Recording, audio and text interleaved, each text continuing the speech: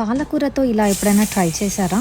రొటీన్‌గా పప్పు, కర్రీ చేస్తుంటే చాలా బోర్ కొట్టేసింది. అందుకని నేను ఈరోజు ఇన్‌స్టాలో ఫేమస్ అవుతున్న పాలకూర, వెల్లుల్లి కారం అయితే ట్రై చేశాను. ఇదైతే చాలా సింపుల్ అండ్ ఈజీగా అయిపోతుంది. ఫస్ట్ అయితే మిక్సర్‌లోకి నేను చాప్డ్ ఆనియన్స్ తీసుకున్నాను. అందులో కొన్ని వెల్లుల్లి 5-6 తీసుకొని అందులో కారం, సాల్ట్ మనకు తగినంత వేసుకోవాలి. ఇంకా జీలకర్ర కూడా యాడ్ చేసుకున్నాను. అదంతా మిక్సీ పట్టుకొని పక్కకు పెట్టేసుకోండి. ఇంకొక సైడ్ పాన్ మీద మనము తాలింపుకి కావాల్సినవన్నీ వేసుకోవాలి.